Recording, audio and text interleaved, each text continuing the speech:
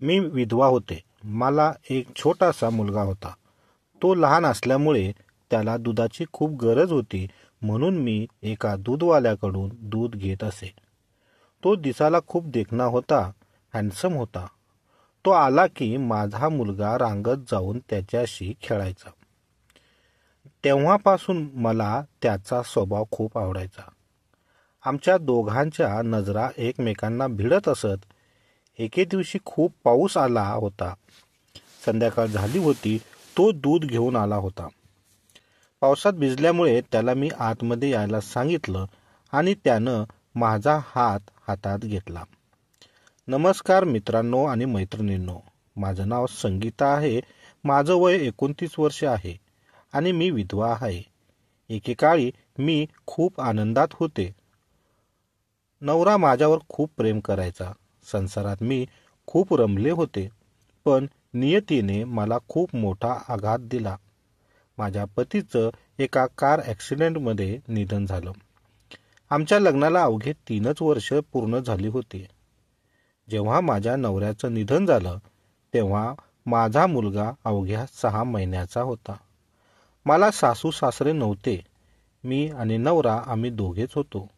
नवऱ्याच्या मृत्यूनंतर माझ्यावर घरच कोसळलं होतं. माझा लहान मुलगा होता, अवघ्या 6 महिन्याचा. त्यामुळे मला बाहेर कुठे कामाला सुद्धा जाता येत नव्हतं. थोडेफार दागदागिने किंवा बँकेचा थोडा बॅलन्स होता.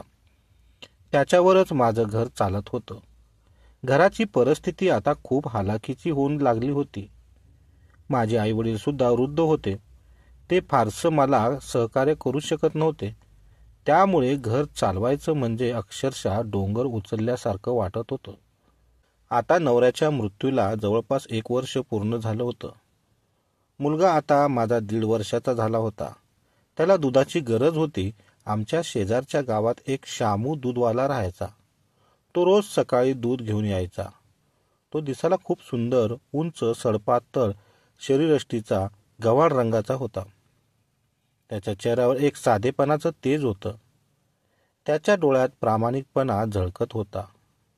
शामू दूध घेऊन आला की माझा मुलगा रांगत रांगत धाव घ्यायचा. शामूच्या जवळ जायचा. शामू सुद्धा त्याला आनंदाने प्रेमाने उचलून आपल्या छातीला घट्ट धरायचा. त्याला खांद्यावर बसवायचा. त्याचे खूप लाड करायचा. आम्ही दोघे एकमेकांकडे पाहायचो. आमच्या दोघांची नजरानजर व्हायची. असेच एकदा शामू आमच्या घरी आला. त्यानं एका पातेल्यात दूध दिलं आणि तो पुढे गेला. माझा मुलगा दाराच्या उंबरावर रांगत आला आणि तो उंबऱ्यावरून खाली पडला. त्याच्या डोक्याला दुखापत झाली. डोक्यातून रक्त येऊ लागलं. मी स्वयंपाक करत होते. श्यामनं माझ्या मुलाला पडलेलं पाहिलं. त्यानं त्याची दुधाची भरलेली केटली सायकलला तिथेच ठेवली आणि तो धावत माझ्या मुलाकडे आला. त्यानं माझ्या मुलाला उचललं. माझ्या मुलाच्या डोक्यातून रक्त येत होतं. मी सुद्धा धावत बाहेर आले. पाहिलं तर बाळाला जखम झाली होती. रक्त भरपूर येत होतं. मी रडू लागले. तो मला म्हणाला, तुम्ही काळजी करू नका, मी पाहतो काय करायचं आहे ते. त्यानंतर त्याच्या डोक्याचा टावेल सोडला आणि माझ्या मुलाच्या जखमेवर घट्ट बांधला आणि मुलगा माझ्याकडे दिला. मला सायकलच्या गॅरेजवर बसायला सांगितलं आणि तो सायकल चालू लागला. तो भरभर सायकल चालवत होता. त्यानं काही वेळातच हॉस्पिटल गाठलं आणि माझ्या बाळाला माझ्या हातातून घेऊन दवाखान्यातील डॉक्टरला दाखवलं. डॉक्टरांनी तपासणी केली, एक्सरे काढला, पण जखम फक्त वरती लागलेली होती. डॉक्टरांनी मलमपट्टी करून काही टाके मारले. त्यावर ड्रेसिंग केलं, इंजेक्शन दिलं, काही गोळ्या औषध आणायला सांगितल्या. ते शामूनं मेडिकलमध्ये जाऊन आणल्या. डॉक्टरचे बिल त्यानेच भरलं. माझी घरची परिस्थिती किती हालाकीची आहे ते त्याला चांगलंच ठाऊक होतं. मी त्याचे खूप आभार मानले. पुन्हा श्याम माझं बाळ आणि मला घरी सोडायला आलं. श्यामनं आज माझ्यावर खूप मोठे उपकार केले होते. जर श्याम तिथे नसता तर मी हॉस्पिटलमध्ये माझ्या बाळाला कसं घेऊन गेले असते, कुणी पैसे भरले असते. मला खूप वाईट वाटत होतं. श्यामूबद्दल माझ्या मनात एक वेगळीच भावना निर्माण झाली होती. त्या दिवसानंतर श्यामू रोज दूध द्यायला यायचा. तेव्हा माझ्या बाळाची प्रेमाने काळजीपूर्वक विचारपूस करायचा. त्याला खाऊ आणायचा, म्हणायचा, संगीता काही गरज लागली तर मला सांग. तेव्हा मला त्याचे हे बोलणे हृदयाला चटका देऊन जायचे. हळूहळू बालाची जखम आता बरी झाली होती. ते पावसाळ्याचे दिवस होते. एक दिवशी श्याम घरी आला. मला दूध दिलं आणि पाऊस जोराचा सुरू झाला. मी श्यामला आतमध्ये यायला सांगितलं. श्याम आतमध्ये आला. पाऊस बराच वाढला होता. मी म्हणाले, चहा ठेवते. श्याम आतमध्ये येऊन बसला. त्याला मी पाणी दिलं आणि चहा बनवायला आतमध्ये गेले. माझा मुलगा खेळत होता. त्याला उचलून श्यामने आपल्या मांडीवर घेतलं. तो त्याच्याशी खेळू लागला. ते दोघेही खूप आनंदी दिसत होते. मी किचनमधून पाहत होते. श्याम माझ्या मुलाला आपल्या स्वतःच्या मुलासारखा जीव लावत होता. मला श्यामबद्दल काहीच माहिती नव्हतं. मला त्याच्याबद्दल जाणून घ्यायचं होतं. मी चहा बनवून बाहेर आले आणि मी श्यामला 1 कप चहा दिला आणि मलाही 1 कप चहा घेतला. श्याम आमच्या गावातला नव्हता. तो दुसऱ्या गावातून येत असे. मी बोलता बोलता म्हणाले, तुझ्या घरी कोण कोण असतं? तेव्हा श्याम थोडा नाराज झाला. तो म्हणाला, मी जेव्हा लहान होतो तेव्हा माझे आईवडील वारले. मी स्वतःच्या हिमतीवर काही गायी आणि म्हशी विकत घेतल्या आणि त्यांचं दूध विकून चांगले पैसे कमवतो. थोडीफार शेती आहे, तेच करून चांगले पैसे मिळतात. मला खूप वाईट वाटलं. मी म्हणाले, जेवणाचं कसं करतं? मग तो म्हणाला, आईवडील गेल्यापासून देवाने मला सर्व गोष्टी शिकवल्या. मी सर्व स्वयंपाक बनवतो. स्वयंपाक छान येतो. मला खूप आश्चर्य वाटलं. मग तो म्हणाला, तुमच्याबद्दलही जरा सांगा. मग मी सांगितलं की माझं 3 वर्षापूर्वी लग्न झालं होतं. नवऱ्याचा अपघातात मृत्यू झाला होता. मला लहान बाळ असल्यामुळे मला बाहेर कुठे कामाला जाता येत नाही. हळूहळू घरातील सर्व पैसे संपत आले आहेत. काय करावं काही समजत नाही. असंच आमचं थोडंफार बोलणं झालं. तोपर्यंत बाहेरचा पाऊस थांबला होता. मला श्याम आवडू लागला होता. तो जेवढा दिसायला देखणा होता तेवढाच स्वभावानेही खूप चांगला होता. तो येताना माझ्या बाळासाठी नेहमी चॉकलेट घेऊन येत असे. एकदा असंच संध्याकाळी श्याम दूध घेऊन आला. पण बाहेर पाऊस चालू असल्यामुळे तो पूर्ण चिंब भिजलेला होता. त्याने दरवाजा वाजवला. मी दरवाजा उघडून पाहिलं तर श्याम पूर्ण पावसात भिजला होता. तो मला दूध देऊ लागला. मी पातेल्यात दूध घेतलं आणि त्याच्याकडे पाहिलं. मला खूप वाईट वाटलं. मी श्यामला आतमध्ये यायला सांगितलं. संध्याकाळचे 6:30 वाजले असतील. श्याम म्हणाला, आता खूप वेळ होत चालला आहे. आता मी भिजलोच आहे, असू द्या, पुन्हा कधीतरी येईल. पण मीच आग्रह केला. आतमध्ये यायला सांगितलं. श्याम आतमध्ये आला. मी त्याला केस कोरडे करण्यासाठी तावेल दिला आणि कपडे बदलण्यासाठी घरात माझ्या नवऱ्याचे काही कपडे दिले. तो एका खोलीत गेला आणि कपडे बदलू लागला. त्या खोलीला एक खिडकी होती. मी त्या खिडकीतून आतमध्ये पाहिलं तर त्याचं पिळदार शरीर पाहून मी खूप इम्प्रेस झाले. माझं त्याच्याकडे आकर्षण वाढलं. तो दिसायला खूप छान होता. शेतीमध्ये कष्ट करत असल्यामुळे त्याचं शरीर पिळदार झालं होतं.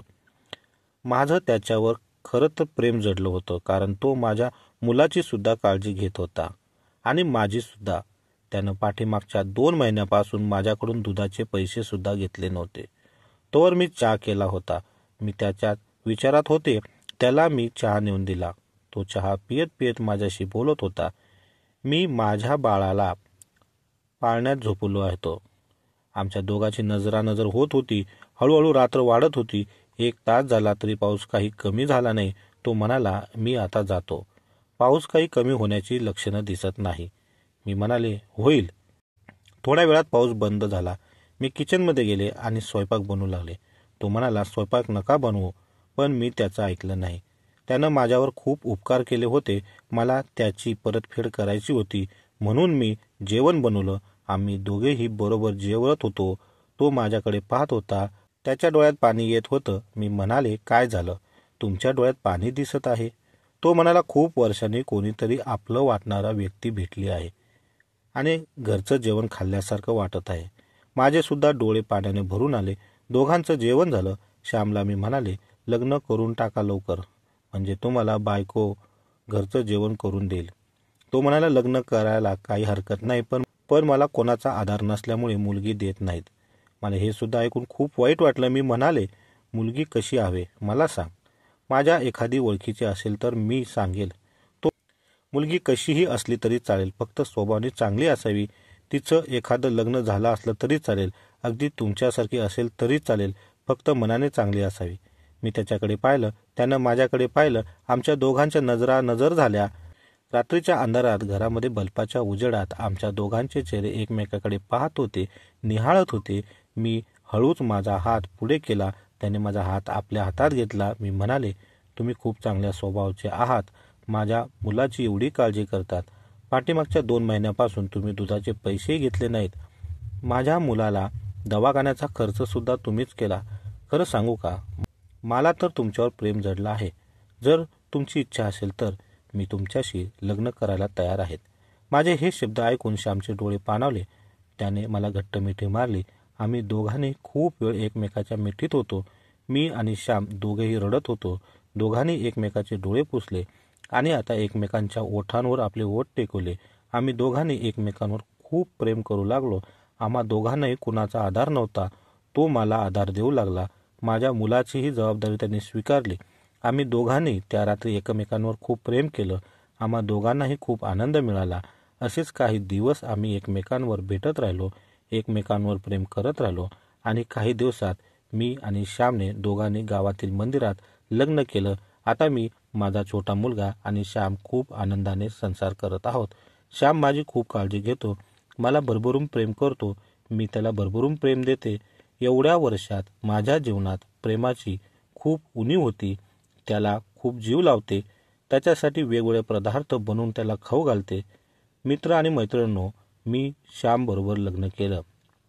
त्यानं मला माझ्या बाळालाही स्वीकारलं. तुम्हाला काय वाटतं, आमच्या दोघांचं नातं टिकेल का? आम्ही दोघांनी जे केलं ते बरोबर आहे का? चूक कमेंटमध्ये नक्की लिहा. प्रेम हे अचानक घडतं आणि जेव्हा एखाद्याचं मन तुटलेलं असतं तेव्हा दुसऱ्याचं मन त्याला सांत्वन करतं. विधवेला समाजात भीती वाटते, पण एखाद्याने हळवं हृदय तिला दिलं, नवीन आयुष्य देऊ शकतं. आमच्या दोघांची प्रेम कहाणी तुम्हाला कशी वाटली कमेंट बॉक्समध्ये जरूर सांगा आणि चॅनलवर नवीन असेल तर सबस्क्राईब करायचं विसरू नका. धन्यवाद.